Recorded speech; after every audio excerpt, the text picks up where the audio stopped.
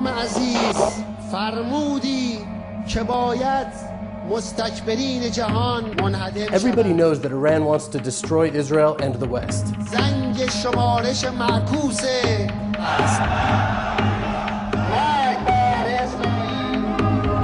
Everybody knows that they want to conquer the world. انقلاب پیام جهانی است. ان شاء الله اسلام همه قله‌های جهان رو فتح خواهد کرد. Everybody knows that they're either on the verge of acquiring nuclear weapons or they have them already. یک ملت صاحب فناوری هسته است. اگر هم الان ندانند به زودی مجدداً زمانی که سرشون به سنگ خواهد خورد. And everybody knows that they must be stopped. But why isn't anyone doing what we all know needs to be done? The answer is one word: fear.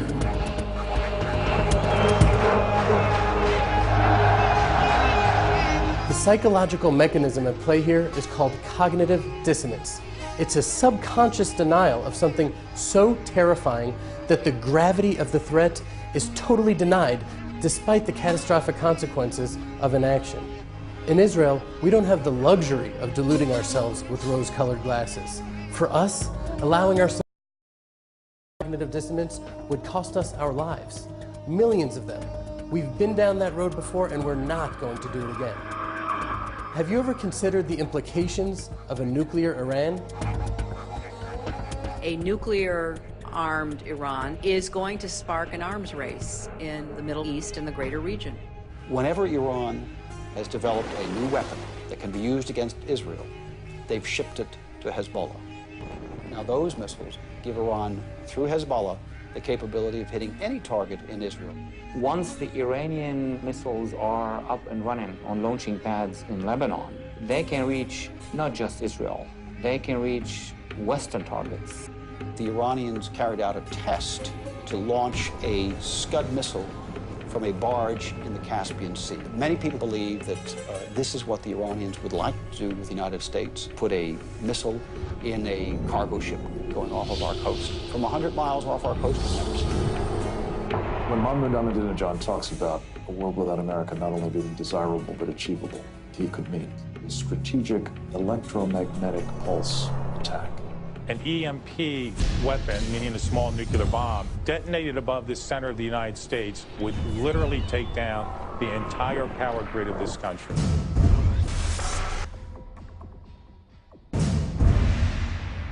In the early 80s, Iraq was well on its way to completing construction of its own nuclear weapons.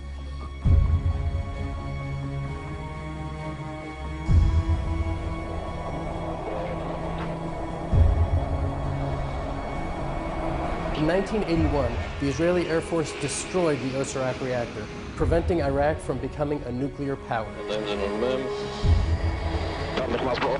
At the time, the world predictably condemned Israel. The United States did as well.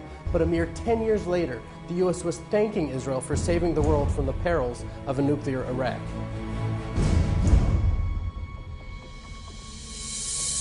When terrorists hijacked Air France Flight 139 full of Jews and held them hostage in Entebbe, we didn't appeal to the UN or seek diplomatic negotiations.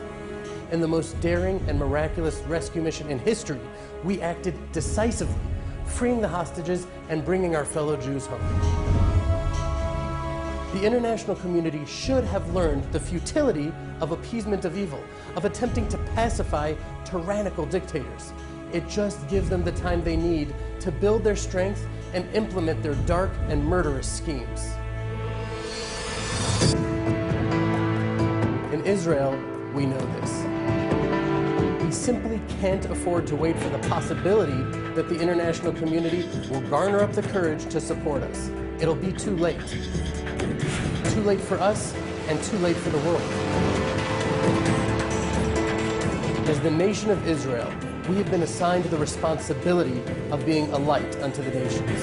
And as that light, we not only have the right to defend ourselves, but the obligation to defend the rest of humanity.